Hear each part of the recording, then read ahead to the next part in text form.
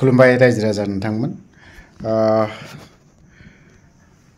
माने माखासे बाथ्राखौ ओरैबायदि गोसोखांदों आं जोंनावहाय दामानि ना मा जादों आन्दलन फिन जाफिनगोन बा सोमावसारनाय हाबाफारिखौ लाफिननो गोनां जागोन होननानै जोङो सम सम जों नुलायबाय थायो।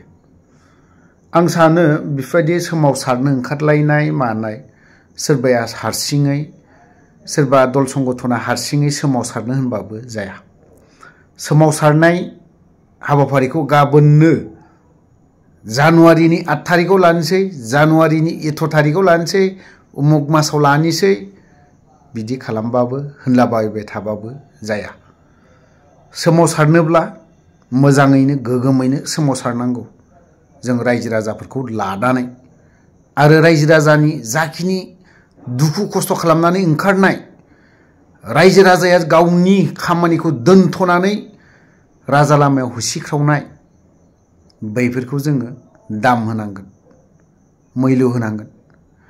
खारन बै रायजो राजाया दिनै गावनि खामानिखौ दोनथ'नानैब्लाबो गावनि गोनांथि खामानिखौ दोनथ'नानैब्लाबो गाबोन सानसे हाजिरा मावाब्लानो बा खामानि मावाब्लानो ओंखाम मोनजायि न'खर दं जों बर' रायजो राजानि गेजेराव। दिनै बेफोरखौ लानानै जोङो आन्दलननो होसिख्रावनाय हाबाफारिनो माबा माबि बाथ्रा बुंनानै खालामबाय थाबा जाया। आन्दलनखौ खालामफिननोब्ला सोरबाया फरायसा आफादा खालामफिनबाल' जाया। दिनैनि दिनाव जों रायजो राजाया फरायसा आफादखौ बेसेबाङा अनसायो बयबो। नाथायबा नोंथांमोननि जाखिनि बाथ्रा बुंनाय बेफोराव माब्लाबा प्रमद बर'आनो बिटिआरनि CM रायजो राजानि गोसोआव बेसेबां धक्का होनानै थांदों, बेसेबां आघात होनानै थांदों बैफोरखौ नायोब्ला रायजो राजाफ्रा फिन ओंखारफिनगोन ना ओंखारफिना जों बेखौबो एसे सानना नायनाया मोजां। जों आन्दलन खुगा होनलायबाय थाबा जानाय नङा। आरो फिन दा जों खोनाफिननो मोनबावदों, आं फरायसा आफादनि हेंथा नङा दै, आं खुला-खुलि बाथ्राखौ बुंगोन। आं फरायसा आफादनि हेंथा नङा, खिन्थु आङो दैदेनगिरिफोरनि माखासे बाथ्रा बुंनायफोरखौसो आं खाबजानाय मोनाखै। आन्दलननि बाथ्रा मा बुंलाबाय थादों ओरैनो नंखाय बाखाय जोंनि फरायसा जाखिनि गथ'फोर दिनै आबसु अफिसाव थायो, दिनै बै सुबुंफोरनि खोथाखौ सानफेराखै नामा जोंनि दैदेनगिरिफ्रा बा फरायसा आफादनि दैदेनगिरिफ्रा? सोरबाया दिनै जिल्लानि आफादगिरि जागोन, माबा लेङाइ आफादगिरि जागोन, नाथायबा दिनै फरायसा एबसु अफिसाव दिनै सेंग्राफोर थानायनि मैल्यखौ सानदोंना सानाखै? नैबे बाथ्राखौसो एसे साननाया मोजां। जोंनि फरायसा आफादाव दिनै गथ'फोर, जोंबो मोजां मोनो फरायसा आफादखौ, नाथायबा दिनै दैदेनगिरिफोरा मा बुंबाय थादों? 14टा पइन्टखौ लानानै आरोबाव होसिख्रावनायनि हाबाफारि लाफिनबावगोन। मा 14टा बिलाइ? बै 14टा पइन्टखौ थांनाय गोजोन गोरोबथायाव सोफादेरनो हायामोन नामा? गोबां बाथ्रा, गोबां पइन्ट सोफादेरदों होननानै बुंदों। जोंनि बिटिआर एकर्डआनो गोबांनो बिराद गिदिर साबसिन हामसिन होनना बुंदोंमोन। दा आरो 14टा पइन्टनि थाखायनो जोङो होसिख्रावनायनि हाबाफारि लाफिनो। जों जाथि हिसाबै मा बुंजागोन? हारि हिसाबै जों मा बुंजागोन? गोबां बुंबोजाबाय जोङो बै समनिफ्राय। आन्दलन जेब्ला जों आन्दलनखौ नुबोदों, बै एबसु PTC बिसिनि आन्दलनखौ बिनिफ्रायनो जों नुबोदों। बड'लेण्ड नो बड'लेण्ड नो रेस्ट, डिभाइड आसाम 50-50। नंगौ, दिनै रायजो राजाया बिनाय बायदि जों मोनाखै। NDFBनि बिनाय बायदि रायजो राजायाबो मोनाखै, लाबोना होफिननो हायाखै। एबसुआबो दिनै बेखौ गनायनांगोन जे 50-50खौ जों खालामनो हायाखै। प्रमद बर'आबो बुंनांगोन, बेखिनि बाथ्राखौ मानिनांगोन। जों दा आरोबाव होसिख्रावफिननायनि बाथ्रा बुंदों, बेखौ जों साननाया मोजां एसे। ओरैनो जानला मानला होसिख्रावनायनि बाथ्रा, रायजो राजाया दिनै सोरबायाबो दिनै गोसोआव रोहो अर जोंनानै दङ। बड'लेण्ड होननानै बुङोब्ला सोरनिबा खुगायाव दिनै ओंखाराबो जानो हागौ, नाथायबा गोसोआव ओरैनो बड'लेण्ड होसिख्रावनाय बुंलाबाय थानानै लाब गैया।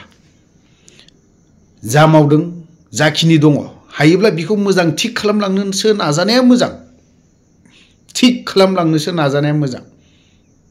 बबेबा दफायाखौ खालामबा मा जागोन खालामाबा मा जागोन गासैखौ इमप्लिमेन्ट खालामजोबनानै मोनसे दफा जुदि जाय दफाया जुदि इमप्लिमेन्ट खालामहैगोन जों बर' जाथिनि थाखाय खहा जागोन नैबे जिनिसखौ नायनाया मोजां गासैखौबो खालामजोबबा मा जागोन खालामजोबाबा मा जागोन जों बे बुस्थुखौ सिन्था खालामनानै नायनायासो मोजां जागोन ओरैनो जों खुगायाव जों 16टा पइन्टखौ लाना सोमावसारफिनगोन आरे मा राव जाखो जों दाखालि मोननैसो आं नुदों फेसबुकफोरावबो हरलाबायदोंबो मानसिफोराबो गोबांनो वाट्सएपआव हरदों नाथायबा बेफोरखौ नायोब्ला माब्लाबा दुखु नाङो होसिख्रावनाय होननानै बुङोब्ला जों एथ' बोसोर होसिख्रावबोबाय जाथि हिसाबै जोङो हाथियारजों गोबाव सम सोमावसारबोबाय धामालि नङा बेफोरबायदि हाथियारजों सोमावसारबोनाया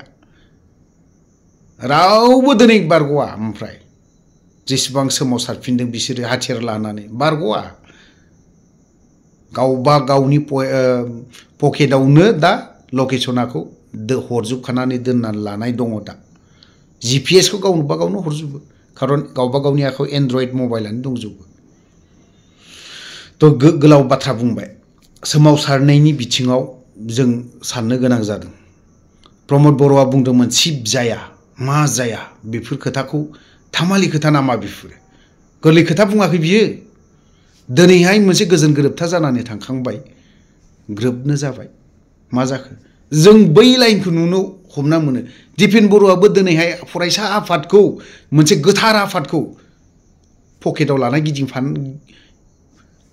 लानानै ओरै गारलाय खालामनो नागिरदों नामा नैबे खोथाया साननाय फैदों रायजो राजानाव दा बे पइन्टखौ लानानै बियो सिप जानो थाखाय सोमावसारनो नागिराखैथ' नैबे खोथाया फैदों दा बेफोर खोथाया फैयो दिनै दिपेन बर'खौ जों बुंनो उसुबिदा नांदों खारन दिपेन बर' सारा दिनै बर' हारिनि गोथार मोनसे आफादनि आफादगिरि सासे आफादगिरिखौ जोंबो बुंनो उसुबिदा नांदों बोरैबा नांदों सोमावसारनाय होननाय लगे लगेनो माब्लाबा बागदावखाङो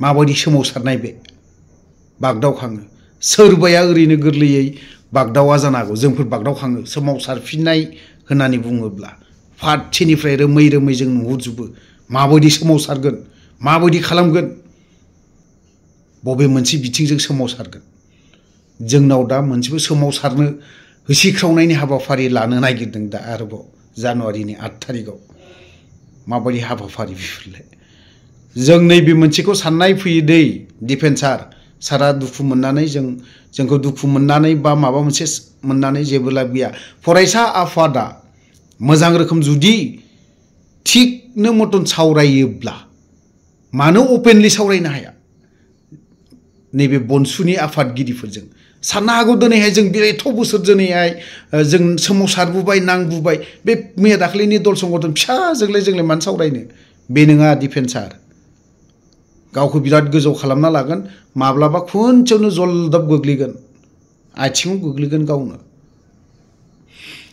मैदेराखौ फिसा मोस्रोमाबो सोगाबो गाबहोनो हायो बेखौबो एसे साननायाबो मोजां तो ओंखायनो आं बेखौल' बुंगोन सार दिपेनखौ दिनै खौसेथिनि बाथ्रा बुङो बेयावबो गोलाव बाथ्रा बुंनो सानदोंमोन खौसेथिनि बाथ्राखौ दिनैहाय दिपेन बर' सारा बुंखांग्रोदोंमोन नाथायबा दिनैसिम फेल दिनै प्रमद बर'आनो होन दिपेन बर'आनो होन सोरबा सासेनिया गाज्रिखौल' नुहुरो दिनै पलिटिकेल हान्जाया दिपेन बर' साराबो मोनथिया नङा मोनथिगौ गोरोबा होननानै पलिटिकेल हान्जाया जों बिटिसिल' स्टेटबो खालामना होनो हायोमोन मोदिया मानो होआखै डाइरेक्ट बिटिसिआव फान्डिंबो खालामनो हायो मोदिया पलिटिसियान बिसोरो मानो खालामाखै सिस्टेम दङ होननानै बुंदों मोनसे सिगनेचार होबानो बिसोरनो दानो सिस्टेमा जालांजोबो खारन बिसोरनो प्राइम मिनिस्टार खालामनो हायो